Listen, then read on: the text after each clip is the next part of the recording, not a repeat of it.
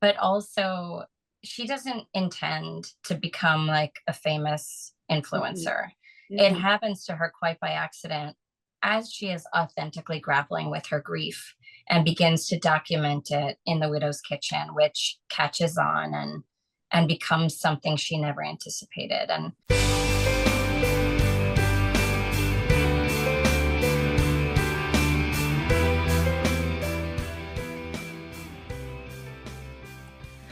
Welcome to our latest episode of Book Reporter Talks to. Our guest today is Jeanine Cummins, and we're going to be talking about her latest novel, Speak to Me of Home, which I so enjoyed.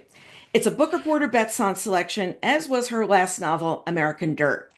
A reviewer, Pamela Kramer, had this to say about it: the nuances of life and love, of family ties and fractures, and the home in Puerto Rico all serve to make this a novel that would be perfect for book groups to discuss. Absolutely love that. Last time I spoke to Jeanine was when she was our first ever Bookaccino Live book group author in November 2020. Love talking to her then and looking forward to this conversation now. So, welcome, Jeanine. Great to be in conversation with you again. thank you. I'm so happy to be here.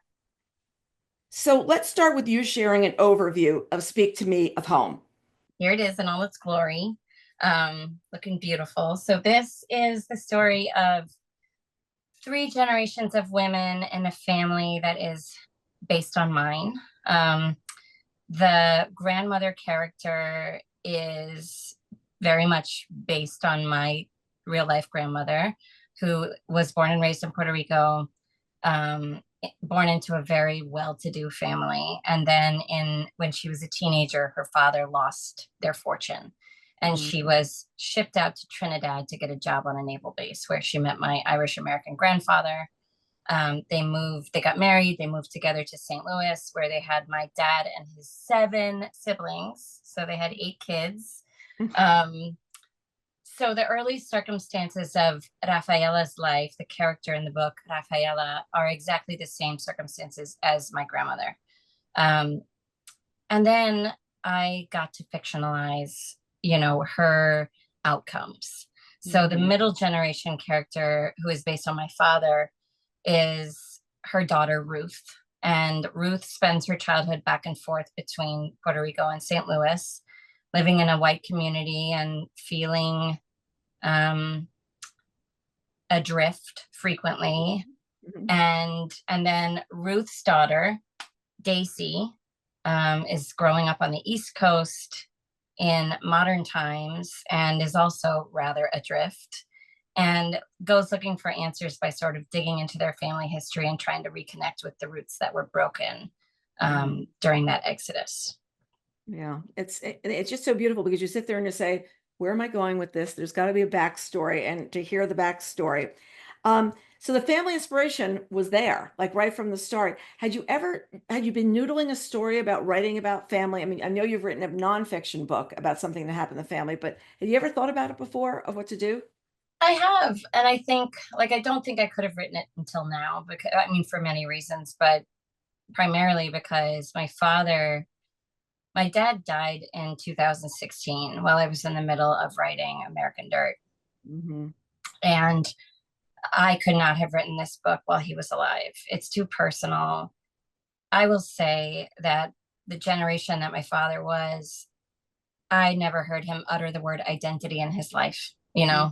These were themes that were very prevalent in our family, but which we did not talk about.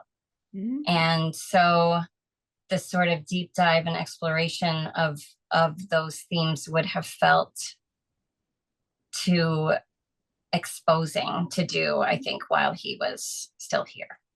Yeah. Yeah, it's almost like you look back on family later and you say, wait, what was going on? What was happening? But I didn't really see it. My parents were the children of immigrants from Italy, and my mother going to college was a big deal. The things that happen today are so Yeah. different from even just one generation before us of what they saw as success and what they Yes. saw as um, being able to be in a place where you would be able to succeed Yeah. in a very intellectual way. Yeah. But also just the way that we communicate across the generations about things like success, but also about really intimate things, they are so different. The way that my mother communicates doesn't communicate is so different from the way that I Yes. over communicate. Yeah, yeah, And I wonder sometimes with my kids, what, as they grow, how will they communicate as they grow into themselves, and how will our communication styles clash? But that is one of the primary difficulties that I am trying to unpack in this book too, is that not only do they not really talk about these things, but when they finally begin to try to have the conversation, they don't speak the same language yeah. generationally Hmm. about how to unpack the psychological pain of their exile, really. Right. Right. And coming to a different place, not understanding the cultures, the knowing your culture, but the mannerisms, what's acceptable, all these kinds of things, which is the same if you go to a different place and you don't know what you're supposed to do, what you're supposed to wear, how you're supposed to behave. Right.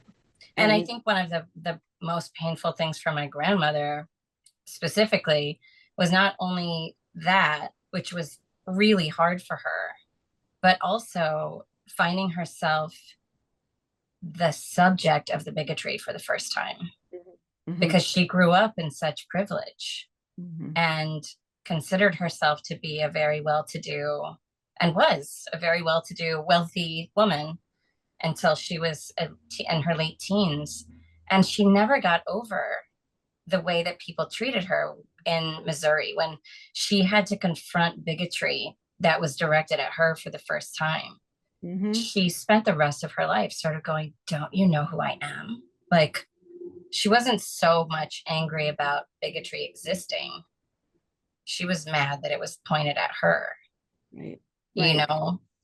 And don't you know what my background is? And don't you know where I came from? We had somebody who lived in and did everything for me. That's right. And her son slept there, but slept in her bed because it was not something that people who were helping us in the home would get a privilege. It was, Right. you understand what you're doing to me.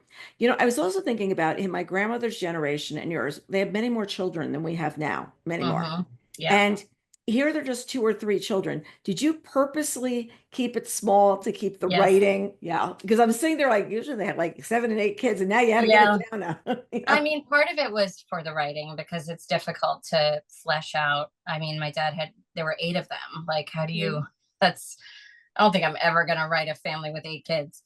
Um, but the, the other thing about that was that one beautiful part of the experience for writing this book for me was that my grandmother was, in addition to being glamorous and beautiful and funny and really intelligent, she was also a very difficult woman. She Mhm. was not a good mother, which is really understating it. My dad and his siblings would say she was she was really, they had a very, very tough childhood with her. Mhm. Mhm. And it wasn't until I think I grew up and I had my own kids that I started reflecting on, like, well, why was she so miserable? Why was she so angry? And she took it out on the people who loved her. Mhm. Um, that I started, like, when I was researching this book and I heard a lot of the stories, some of which show up in the book, about how my grandfather joined a country club and they went to the country club, which was a whites only club, and she ended up getting, she was not allowed to have a locker in the ladies' locker room. She had to have a locker in the staff room, for example. The indignities that she suffered throughout her adulthood um, were so painful and omnipresent, I think, in her community, that Mhm. she, I, when I stepped back, when I stepped out of knowing her as my dad's mother and tried to reflect on her as a human being, I was like, well, no wonder she was mad. Like, I would have been a terrible mother also. I would have been mad at my kids. I would have been like a mess. And she was. So one of the great joys of writing this book was that it felt like an opportunity to give her a do-over, to like provide her with exit ramps that my real grandmother didn't have, but Rafaela does. So one of those exit ramps is contraception. Like Yeah, she didn't yeah, have any kids. She could have two. And yeah. but like maybe she would have been, I mean, I think that would be enough. Like one thing about her was I think she was constantly looking around like, why do I have all these kids? I don't, Mhm. Yeah, yeah. and so that was one of the sort of gifts that I could give to the character was that the liberty of a smaller family. Hmm. But it's funny because my dad was one of eight, and he constantly says to us, "I can't understand how we always had food on the table, how we always had clothes to wear, as we always had." And he was like one of the young, he was the youngest, right? And for him to be saying, "I just can't understand how they did it, and now it's so hard." And it was, like they slept, four in a room, and he didn't get to move up there till somebody moved out, and all these stories. But you see where they came from there, like what happened. And it's true. It's like they had a totally different life. And she's having like a baby a year or a baby every couple of years. And you're just thinking that's got to wear you down. And Yeah. my grandmother was not exactly a pleasant woman either. And now I Yeah. think back on what were you doing? Yeah. What were I you think like doing? any, I feel like I probably would have been an unhappy mother in any situation in the 50s, which is when my grandma 40s and 50s, which is when she was having kids. But you add on the additional burden of her experiencing daily prejudice and trying to bring up these kids in a place where she was completely isolated, where she was culturally alienated, Mhm. and where she experienced sort of pervasive prejudice every day of her life. And it really compounded, I think, her feelings of isolation and sadness and despair and what I would now characterize as depression. Mhm. But Mhm. of course, that was not the diagnosis in 1950. It just didn't exist. No, they were just sad. They were just sad or Yeah. difficult. Sad or Yeah. difficult. Those Difficult words. woman. She was a difficult woman. Difficult woman, difficult woman. Well, then Yeah. we've got Ruth, who becomes a young widow, who with her, that brings this other huge set of challenges. But she also starts something called the Widow's Kitchen. So tell us about that, why you wove that into the story, because I thought it was, here I am, like I'm going to do this now and be somebody. Yeah. I think when I first began to create the character of Ruth, in my father has not been gone. I mean, it's been almost 10 years, but I mean, it's been almost 9 years, but it still is like, I needed the distance.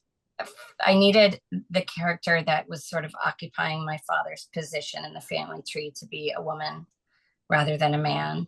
And I needed her personality to be very different from my father's in order to have the distance that I needed to write a robust character. Hmm. Um, so when I started playing with her, I liked the idea of her being an influencer, which Hmm. is something that is so foreign from my brain space. um, and for her daughter to be on the opposite end. So her daughter Daisy is the one who is like anti-technology, doesn't believe in social media, is really trying to create a life for herself where she lives in the real world rather than online. So in that way, their dynamic is sort of upended from the traditional experience where usually in my generation we are reaching for that. Well, maybe not usually, but I find myself reaching for a more authentic life that doesn't involve a lot of social media or a lot of online time. Hmm. And I am constantly battling with my teenage daughters to get them to like look up from the screen and experience the world around them. Hmm. Um, but I like the tension that exists between those two things. And I liked the idea that giving it to Ruth instead of Daisy was unusual and would create what a dynamic that really interested me. Um, but also the notion that frequently your life takes a turn that you don't expect. Not only in the case of Ruth, does she find herself widowed at a very young age and raising young children by herself. When we talk about money, it is done in a really crass way. It's easy to say like money doesn't matter. I grew up in a family that didn't have a lot of it, and we were, we were fine, but like it was not readily available. Mm-hmm. And now I'm living the dream, and it's like I probably shouldn't say that, but Mm-hmm. but so it's easy to kind of be like, oh, money's not what matters. It's not, money can't make you happy. It kind of can. If Yeah. you have like, if you have all the other stuff, if you have your health and you have a good family and you love your husband and you love your kids and everything's good, but you're really struggling financially or you're not, that is the difference maker completely. If you have the money to go on a fabulous vacation once or twice a year, that is the difference maker completely. If you Mm-hmm. are someone who is you're exhausted all the time because you're spending all of your emotional capital on trying to make ends meet, it is very difficult to find joy in those Mm-hmm. circumstances. So money really matters. And I feel like too often we would prefer to pretend it doesn't, Mm-hmm. and in this book, I'm like, It does matter. Yeah. yeah. Well, when my kids are now 30 and 35, when a lot of their friends' parents got divorced when they went to college because Mm, they realized that was the moment. And in fact, it was funny because I ran into somebody once and she goes, "You want to have dinner?" No, or she said, "Are you still married?" And I was like, "Yes." Like, am I supposed to know something? She goes, "Oh, good. We could go out to dinner because almost everybody else is divorced." And I was like, wow. And there was money, but it didn't, they just reached the point where we just aren't going to make it anymore. So we're off the runway at age 40, 45, whatever it was. Like we're gone. We're off the yeah. picture. Really Yeah. interesting to sit and watch and see what had happened. Because if there was money, but if there wasn't, you're right. And they would have to stick things through Yeah. because it is Yeah. the common denominator. Yeah.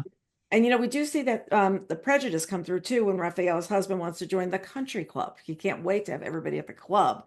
And his wife comes in and they're like, well, not her. And it's weird, but you can picture the scene happening of she can't be in the locker room with everybody else. She's Puerto Rican. Her skin is different. She's colored But they to don't even know belong. what to call her. That's the No, thing, right? It's like we just know she doesn't belong. she's not us. Right. And that was really the way, it's funny.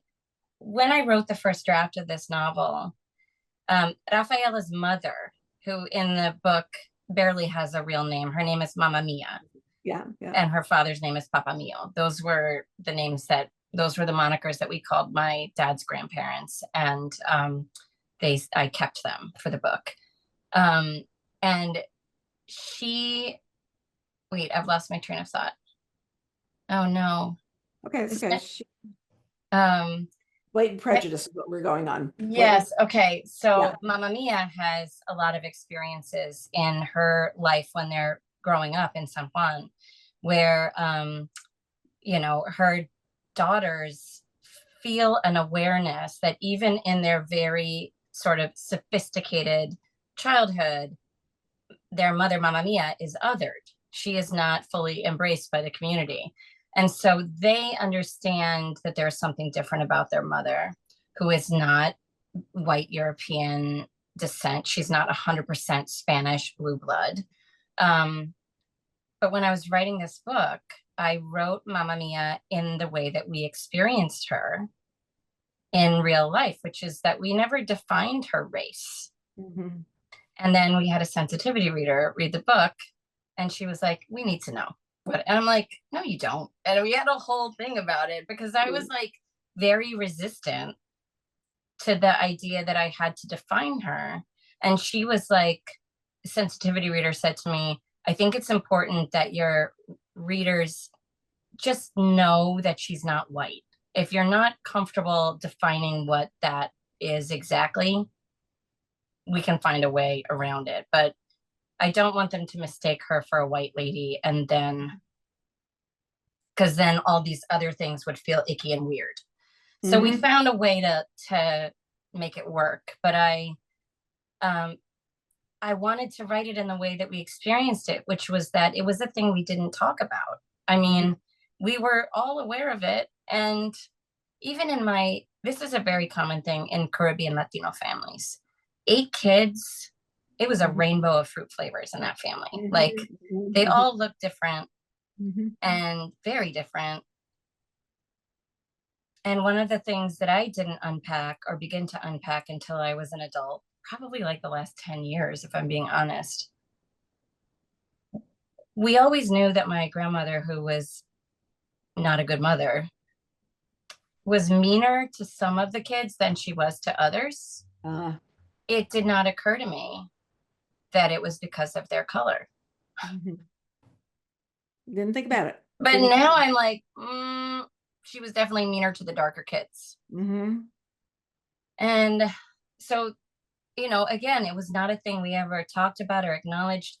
One amazing thing that has happened in the wake of writing this book is that I had a big family Zoom book club with my dad, Hmm. all my dad's living siblings and cousins, and all of our cousins and all of their kids and whatever, a few weeks ago. And I was nervous about it because I was like, I I don't know how my dad would feel about this book. There's a part of me that worries that he would kind of roll his eyes a little bit. And he was my biggest fan, Hmm. but I think he'd be like, "What are you talking about? Like this identity stuff, like kind of the way Ruth does in the book." Hmm. Hmm. Um, and it was an incredible, moving experience to sit with his siblings and his cousins, some of whom stayed in Puerto Rico and grew up there and raised their own families there, and some of whom, most of whom, raised their families in the United States. Um, but to have this conversation with them and to have them open up and begin to talk about these things for the first time, Hmm. it was amazing that in that Zoom, I was able to say, well, Maria, my grandmother, she was meaner to the kids who were darker. And some of Maria's children were like, oh, that's true. Like they didn't realize it. Right. And there was so much that we were able to like dig into and talk about after they read the book that it just opened up whole worlds of conversation that had been sealed shut for 2 generations. Yeah. And that was incredibly affirming and validating for me.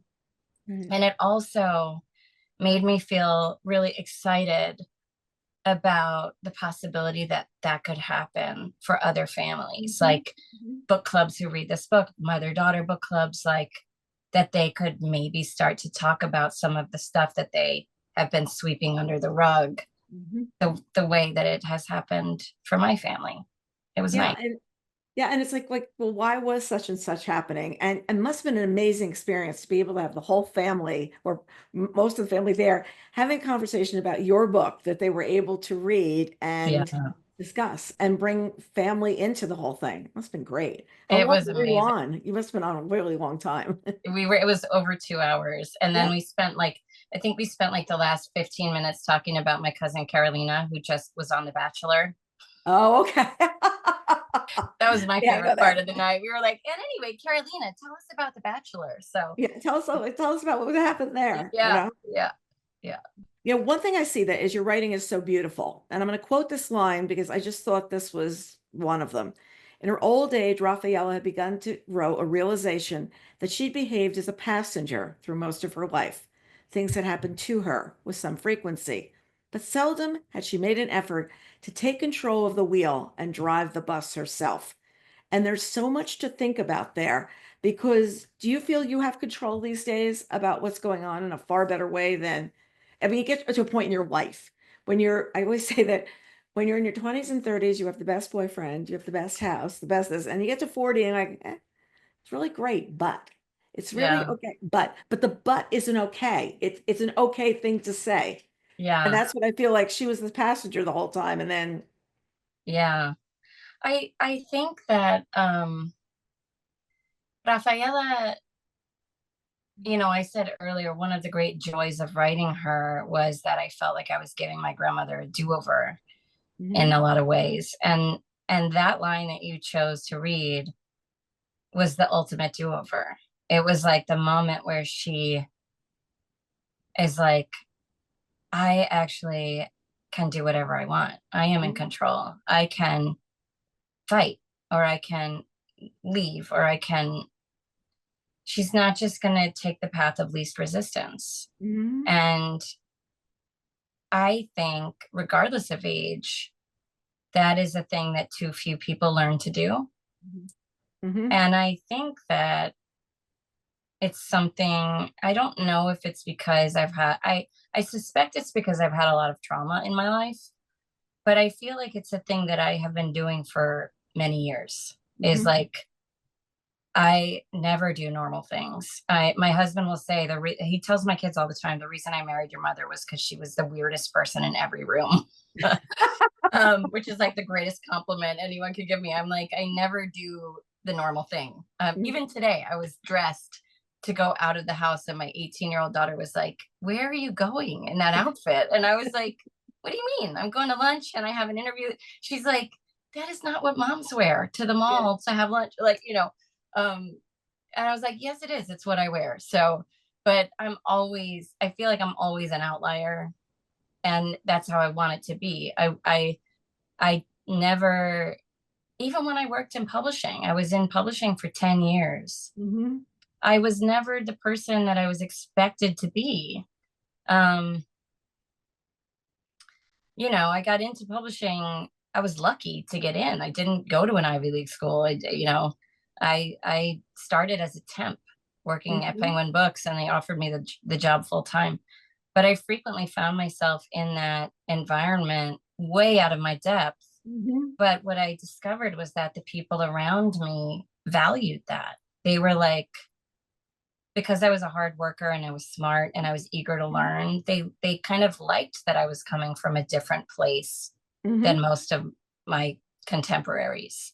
Hmm. Um, and so I have learned how to value being different from a young age. And I love that Rafaela has a moment of epiphany in her life where she learns to value that Hmm. as well. And it is a thing that I wish my grandmother had had the opportunity to learn Yeah. And too. it's like being different's okay.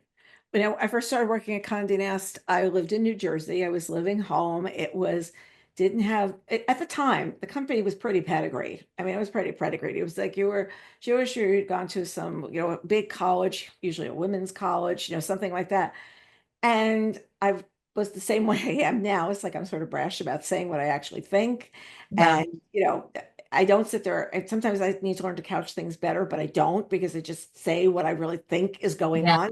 Yeah. And there's a bluntness that all of a sudden some people say, Carol, you're too blunt. And I'm like, that's kind of me. But I get what you're saying is this woman is all of a sudden realizing she has some agency over her life. She's Yes. got something that she's going to be able to do, and it makes a big difference for her. Yeah. I'm not in the back of the bus anymore. I am driving the bus. Yes. I'm Yeah. not going to do And this. that is a lesson that I want to teach every woman, like early. Mhm. I want my kids to know that now. They are teenage girls. I want them to know from this moment that, like, you have control. You don't Mhm. have to be what other people expect you to be. You don't have to say the things they want you to say. You never, ever, ever have to say yes to anything you don't want to do. Mhm. These were not lessons that I was taught growing up. And Mhm. it's really nice to know that young women in this day and age are learning those things as part of their birthright almost in this Mhm. country. Yeah.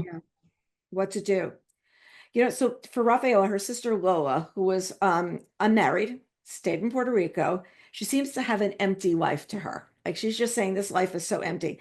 And it speaks to how we see each other, but we don't know the complete person. So you say a lot about sisters here. Do you have a sister? I know you have a brother. Do you have a sister as well? I do. Yeah. She's 18 months younger than me. Okay. Mine's 13 months younger. Oh, Yeah. wow. Okay. So you get Just it. a little dynamic. I'll tell you a quick funny story though. When my sister was born, New Year's Eve early, my grandmother had been coming over to babysit me because my parents were going to a party. And I was thinking of grandmothers being tough. My grandmother says, I am not going to stay with her overnight. Like me, the baby who's 13 months old. She says, you'll have to take her someplace else. I want to go home. So my mother really wraps me up and brings me to a neighbor next door who only has boys and said, could you watch her until her father can come home? And my grandmother, she says, I can't take you all the way home. You're going to have to wait at the hospital. And my grandmother's comment on my sister's birth was, and I sat and heard Happy New Year from the woman in the cage. Like it was the woman like in the lobby or something. Just, and that's how I heard Happy New Year. So it was no, like they dropped, they go bring, like just picture you're in active labor and you got to That's bring the baby amazing. someplace. And then Yeah. it's like, I'm going to go home. And it's like, no, you're not going home. Oh my gosh. That's amazing. That's next level. Your But it was grandmother like, was like, nope.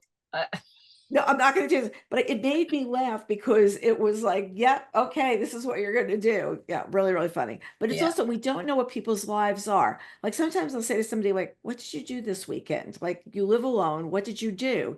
And Yeah. yeah, I went to lunch, I did this. But we're so used to having like that nuclear family that your entire life revolves around, including when your children get a certain age. Will a better thing happen? So they don't want to say yes right away. They don't want to commit to dinner on Yeah. Saturday night because Yeah. something else may come up, Yes. Yeah. Yeah. That's right. that I, feeling. yeah. I love the idea that we never know what goes on behind closed doors. And this is a Mhm. thing that the sisters somewhat discover about each other eventually. But they have this idea about how the other one is living. Mhm. And in fact, the idea is so two-dimensional. And, you know, I think that's how it works in real life. Like sometimes, I have certain friends who, well, like basically every other marriage that I observe apart from my own, I look at the marriage and I'm like, I don't think I'd want to be in that marriage. You know what I mean? I don't think I'd want to be in most marriages. I like my marriage and I very much want to stay in it, but I'm like, I Yeah. don't know if these other ones are, but then I I don't know what value is behind the door, Mhm. like so, and I'm sure there is tremendous value. That's why I hope that's why they stay. Mhm. Um, but it's funny how little we understand of the private lives of our closest friends and neighbors Mhm. and sisters. I think Yeah. that's reality. Unless people really unleash and they feel comfortable enough to tell you, Yeah, there's usually the wall that's up. yeah, But I really yeah. got because she used to call her sister, I think it was Sunday nights at 6 o'clock or something like that. And she never thought what her sister did the rest of the time. Like Right. if she called her at 2 o'clock, she would have been out. If she called her 3 o'clock on a Wednesday, but she just felt she was always home because they talked at that time. And I thought Yeah, that was really, it was a very interesting way of putting it, but it's exactly the way she would have felt. Is like, yeah, oh, poor woman home alone. yep, yeah, Meanwhile, she's been out all day having a lovely life. yes, And yes. then I love that Benny, who's Raphael's son, returns to Puerto Rico and thrives there. Like he never felt good being in the United States. It never found his comfort factor. Mm. And at one point, he remarks that maybe going to the US as a child was a favor. If he never left, he may not have appreciated that place so much.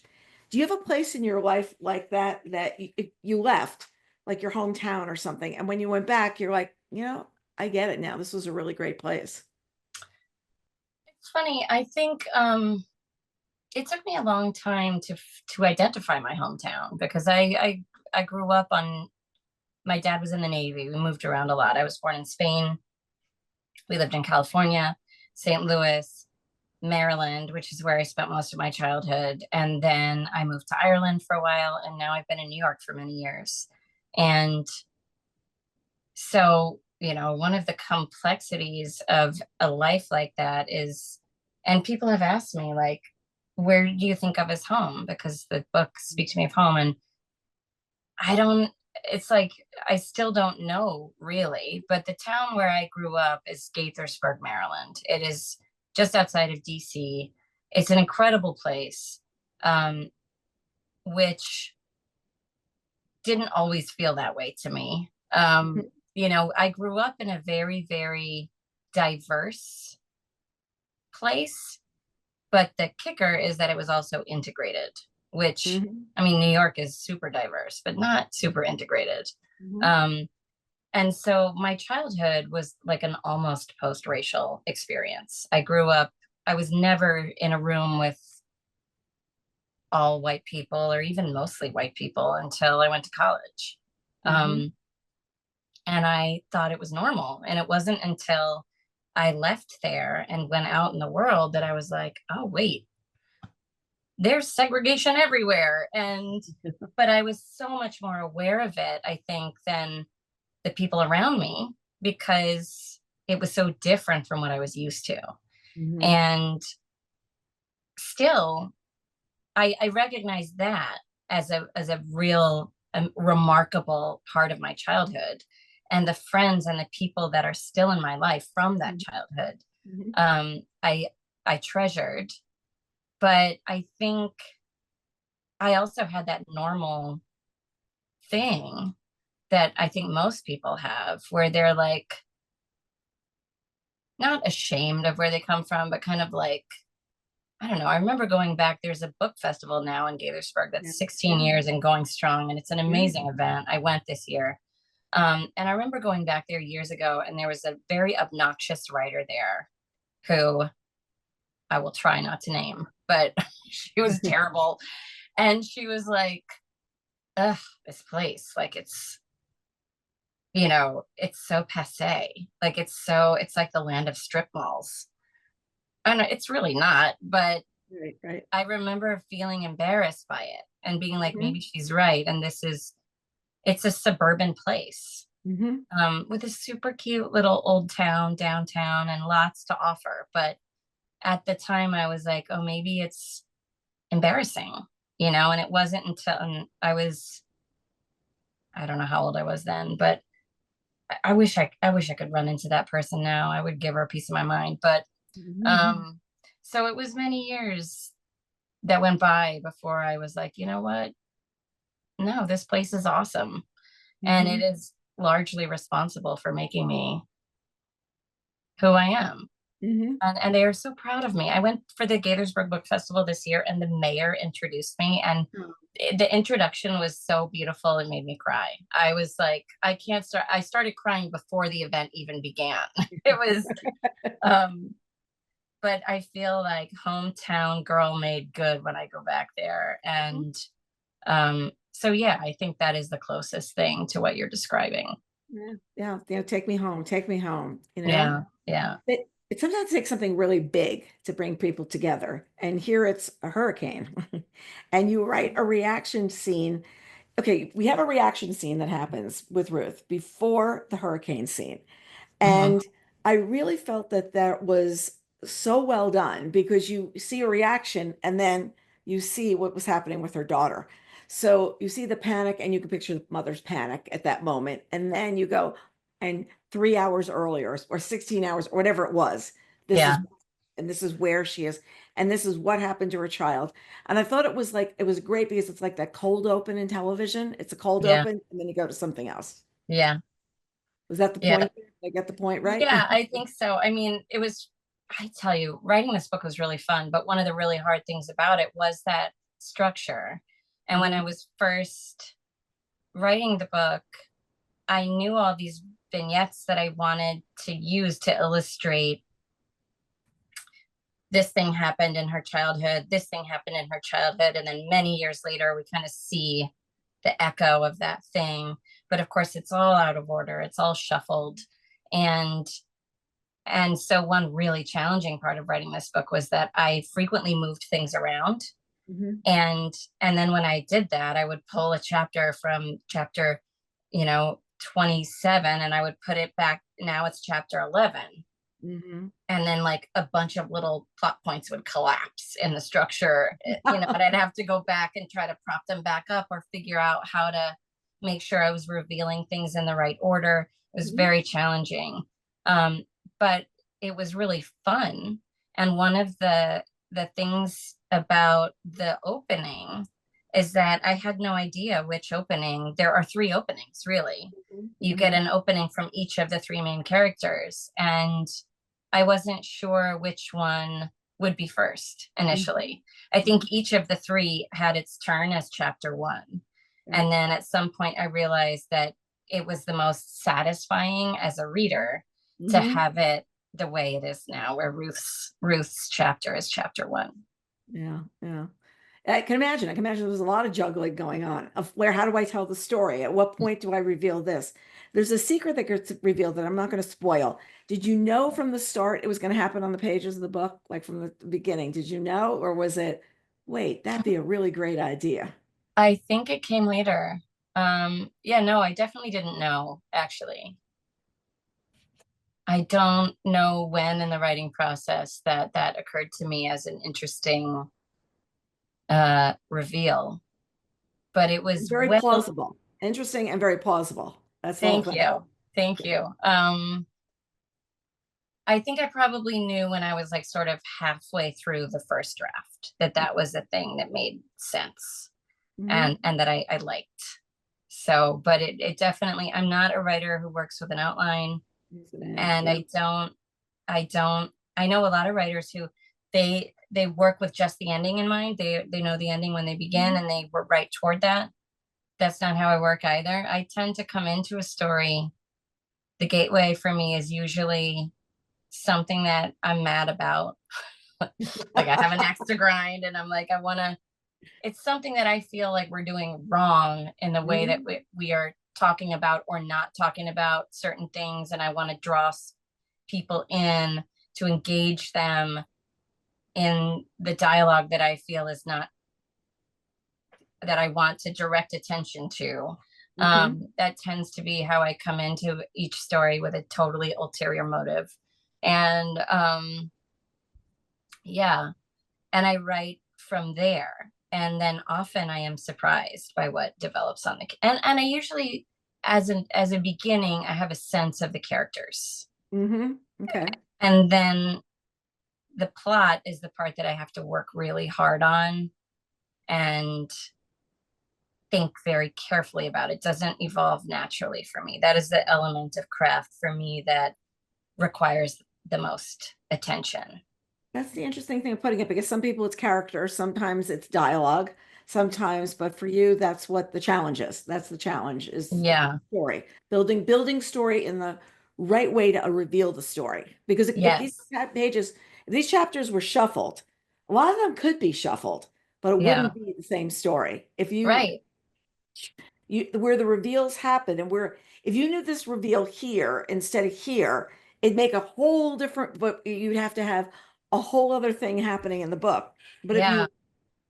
you slice and dice how Ruth feels at this point and how Rafaela feels here, and then you bring it together later on of something else that happens, you scramble up the pages and you're in a totally different story. Totally different Gonna be. story. You know what I had thought about doing at one point, and I haven't done it yet, would be to read the book in a chronological order.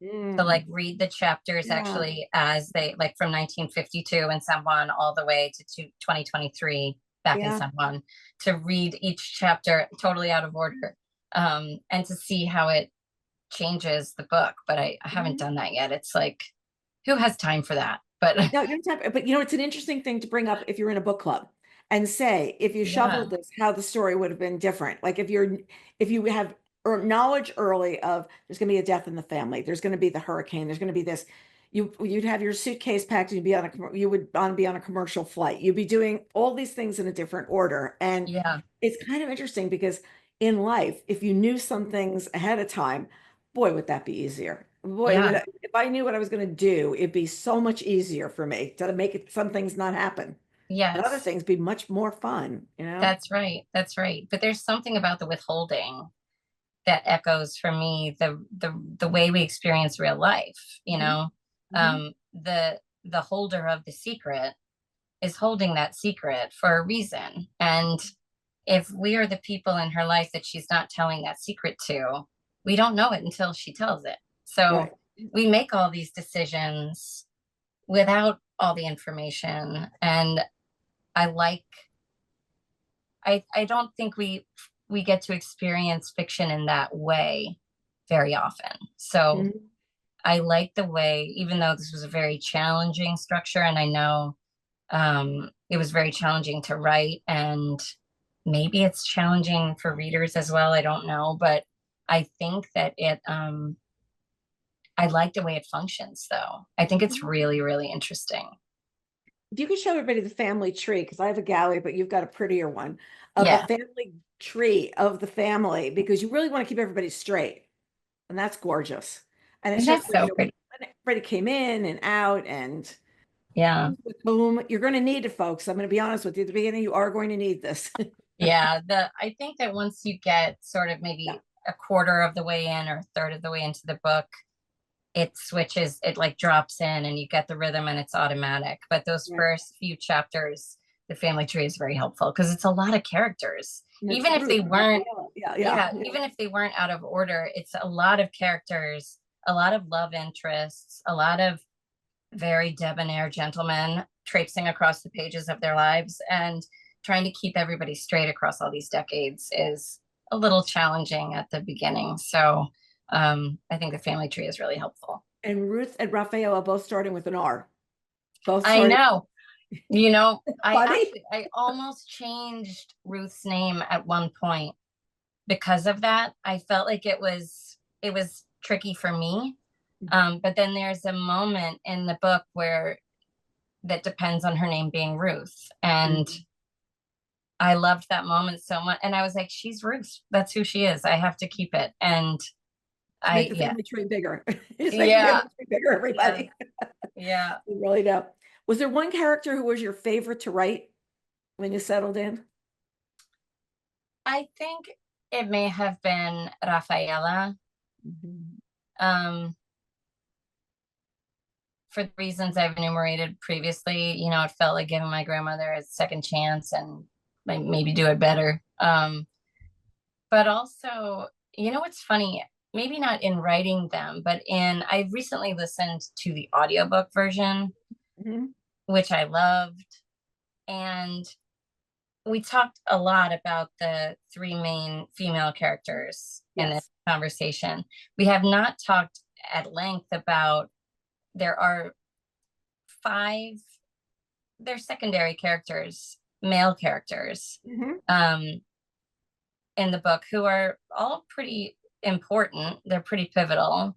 Um, Something happened to me when I was listening to the audiobook where like I really fell in love with those male characters where I hadn't really been so focused on them. I think one of my early edits, my editor was like, you need to round these characters out, fill them in a little bit more. They were two dimensional. They needed more attention. And that really was because I was focused on the women. So I Mhm. went back and I layered in a lot more material with them and a lot more character development with them. But when I heard the narrator bring them to life on the page, especially Peter, um, Mhm. Ruth's husband, or not, sorry, Rafaela's husband. See, even I'm doing it. Yeah, yeah, I'm saying it right. Wait a second. I get that Yeah, wrong most time. Yeah. yeah. But Peter, he's a very flawed guy, and there are a lot of moments that are really frustrating in their marriage that are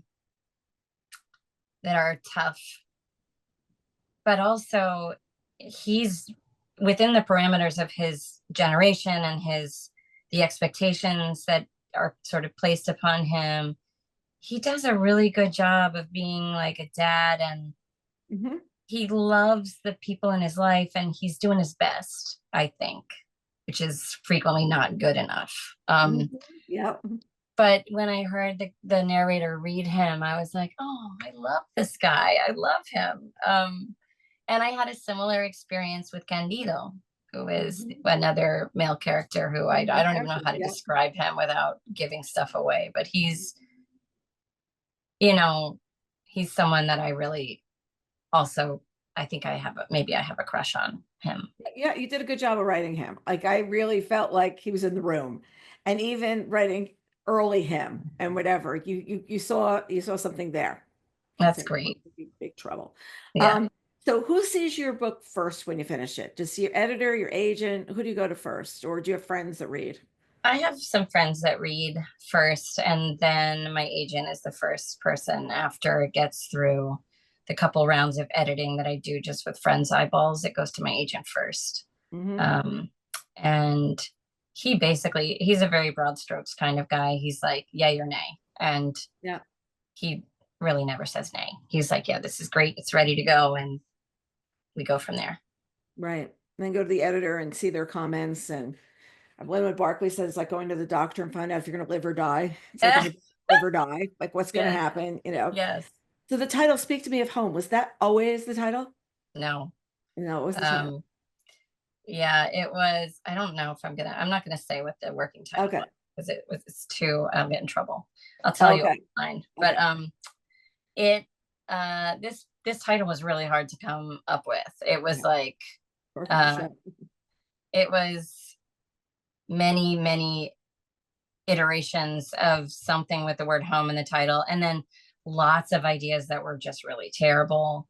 Um, like sort of ping-ponging back between myself and the publishers. All of us just spitballing, trying to come up with something that fit. This was the only title Hmm. when I landed on it, and I sent it to my agent. He loved it. And then we sent it to the publishers and they loved it. And it was the only title. All of the other ones we'd come up with, including many that I was like, oh my God, that is the worst title I've ever heard.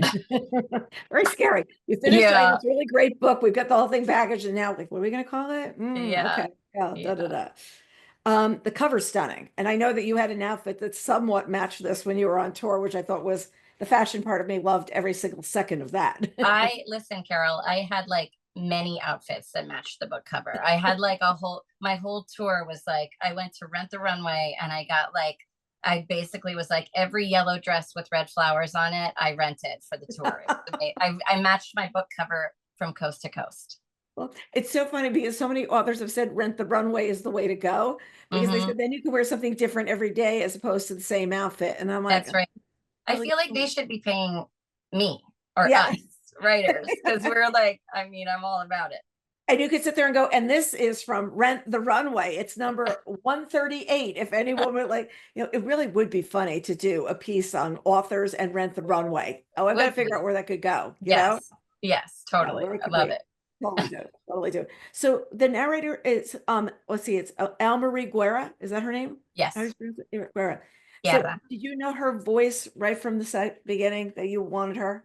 No, I didn't know her. We had a couple of I've been really fortunate working with Macmillan Audio. They're great and they have allowed me both for this book and for American Dirt to basically audition uh different narrators. And I just thought she was amazing. So we were really lucky to get her. Yeah, Yeah, she did a she's great job. great. Did a really great job. It was a really good listen. As far as just somebody to bring you right into the story. It was her. Yeah, It was really, really good. yeah. It's okay. It was a really tall order Oh, because there are so many different accents in this book. There are Puerto Rican accents, Missouri accents, East Coast accents, Irish accents, and male and female characters who range in age from like 6 years old to hmm 86 years old. hmm And so it was tough. I was like, when we first started casting for the narrator, I thought we might do an ensemble. right. I was like, I don't know if one person is going to be able to do all of this, but she did it. She did a great job. Completely nailed it. Yeah, and it's hard. You're right because there's different characters, different times, ages, everything. Yeah. Okay, so you have 5 years between books. Okay, now the next one, we're getting in a shorter period of time, or do you know Yes. it's that we are? Okay, this is Yes. good to know. Okay. Yes. I don't know. I don't want to overpromise, but it took me a minute to get back on the horse after American Dirt. Yeah. It was a tough experience to find my way to write my way out of. Um, Mhm. and I think that, I've been on tour the last few weeks and people have asked me, like, what are you writing next? And my canned response has been, I'm not writing anything until at least January of next year because I have a daughter who's about to go off to college. Mhm. And we have a lot going on and I have Mhm. international publications coming up and I just need a minute. And Mhm. then this terrible thing happened to me when I was on a flight back from some event. And I was sitting there, like minding my own business. And the whole book just popped into my head, the new book. And I was like, oh, now I have to write it. So, Yeah. um, I I feel like plane rides should definitely be this therapeutic thing that authors can do. Like I'm stuck on my book, I'm flying to Hawaii. I'm stuck on my book, I'm flying to Italy because yeah, it's that time where I actually can think. I like it a yeah, lot better, you know? So yeah. You're like free from the trap of the laundry and all the text messages and whatever else you have going on in your life. yeah. But I already had the kind of the engine part, the catalyst, but I didn't have a plot. And then this plot occurred to me that just synced up so perfectly with the themes that I wanted to write about that I was like, so now I am like actually eager to start writing. I'm excited about it, but I don't have time to write right now. It was prom last night at my house and it's graduation in a couple of weeks and we are in the thick of it. And isn't So all those events like it comes boom, boom, boom, one after the other? It's yeah. and then it quiets down, but it's those pivotal moments in their lives that you don't want to miss Of for course. anything. You Yeah, don't when they need them. told me when the publisher told me that the pub date for this book was going to be May of 2025, the first I said, one moment, please. I need to find out when graduation is. And I told them I can give you these weeks and then it is all about my kid for the month of Mhm. June. Like Yeah. she's the priority while we prepare her. And then of course we have to move her to college. So Where's she going to go to school? oh, I can't. I'll tell you offline. I don't I'll want be to off my, say all right. publicly. But Yeah, you know, it's just so funny because I was at the hairdresser last week, making sure I still look 27, working on that. of And course. the girls next to me were going to the prom, and she says to me, I can't blow out your hair because I'm doing blowouts for the prom. And this one girl came in, it looked like she was wearing pajamas. Like she had this little tank top on, these little shorts. And she sat down, and I'm asking them questions like I'm a reporter. What color's your dress? Who are you going with? Like I knew these people. I have no idea who these people were, but I Yes. was so intrigued. And for one of them, the mother says, this is what I'm wearing tonight. And I looked and she goes, yes, I've got this. I've got my hair blown out for the party with the, and I just sat there. I was like, that was a whole other experience. It was Wow. really funny. And I That just was sat there not going, my experience, that's FYI. not your experience, but it was really, No. and are they going to do pictures and what time are pictures? Well, that was, yes, that was And our it's like experience. this flashback thing for me of, oh yeah, I had boys, so it never, it was like Yeah. rent something maybe if you Yeah. go. Well, it was a huge relief that it was all a success and she looked extremely beautiful. But more importantly, she felt beautiful because I Yes, always think yes. she looks beautiful. And then she'll be like, oh, I look terrible there. And I'm like, what do you, no, you don't. And so, but she felt really good and she was so happy and it was a great night. And I'm really glad it's over. So stressful. But Well, the end of year and she's your second that's finishing, like no, no, she's my first. first. So Yeah, but you're saying there like, oh my gosh, all these things that, yeah, you're going to be doing. Yeah, it's a you know, big I deal. remember when they were little, when my girls were little, and I would always have this really hard transition in June and September because in my mind as a writer, I was always like, summer, forget it. But Yep. come September, I'm going to be writing like hours a day and then I September would come and I would be like, oh yeah, I forgot. September does not belong to me. It is entirely back to school, teachers' nights and Mhm. shopping and whatever the kids need and transitioning back into homework and blah blah blah blah blah. And the same is always true for June. All the end of year activities Yes. and when your kid is graduating, it is really next level. Yeah. It's like, oh, So this evening of honoring and this evening of honoring and this, yeah. yeah, It's just it is really funny that because that phase is then over. It's like that, and then it's like, oh, we're back to summer again. But summer becomes yes, different when they're older. It's different than I yeah, have to provide. I have a book group where everybody is 20 years younger than me, and it's the best because I get to yeah, hear about all that life. I get to hear about when are they going to get a phone? When are you letting your kid get a phone? yeah. When are you going to do this? Everybody's read The Anxious Generation. I don't think these kids are getting phones till high school at the rate at which we're going because That's it's great. a whole different life. It's a whole different world. Good. That's great.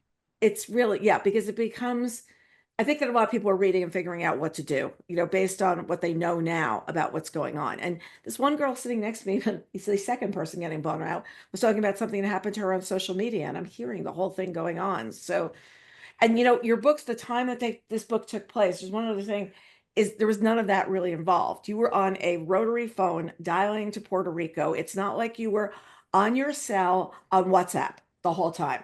And you Right. could call whenever you felt like it. Isn't That's a it refreshing that you Yeah. could just like walk away from the BS whenever you needed a break? You can't Yeah. do that anymore. No, I feel like I am on social media less. Like we had like Mother's Day and I didn't put anything up. And my husband, I said we should take a picture on our anniversary and I just forgot to do it. Whereas before I would never have, like, that's something you're supposed to do. And Yeah. I'm not on, I put up both our interviews. And I also have a fabulous social media person who works with me who'll say to me, Carol, I invited you, just hit this button. And I'm like, Yeah.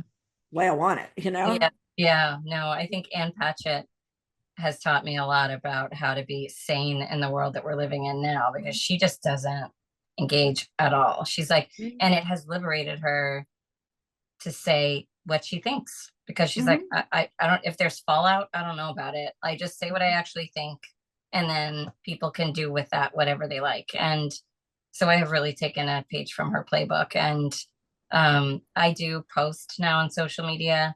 I didn't for about 4 years after Sure. American Dirt, but I'm back to like, but I don't really look at it. I like post and ghost. Is that what they say? Mm-hmm. Yeah, So that's a good line. yeah, I'm really not, and I wish that my kids could get there. It's going to be interesting to see what happens with the next generation of where it gets turned off. Does it get turned off when they go to the office? Does it get turned off? At what point does it or does it not? And then what's the Paul Simon line? There's something always coming up the chart. There's always something coming up next. There's always Yeah, another album. It was his line. Something yeah, else coming up, and you're just got to say, okay, then what's going to be for me? But yeah, yeah, I tell you, your book here is to be proud of. It is beautifully written. There's so many great sentences, and I'm not a sentence underliner. I just fold down the page and go back and read later for the interview. But there's a yeah, lot in this, and there's a lot to discuss, and there's a lot that families can have conversation about. I would have loved to see your family having the conversation and just getting everybody to embrace that it's a different book from American Dirt. It's a different book than the other books you've written, but it's a book with so much in it of layers. And I think that the secret is you've got to have a book club or whatever who's good enough to unpack all the layers. And yeah, yeah. that's That's the hard great. part, Well, guys. It's thank a you so small thing. much. Thanks for joining me. I appreciate it so much. And to everybody else, I'll see you next time on Book Reporter Talks to.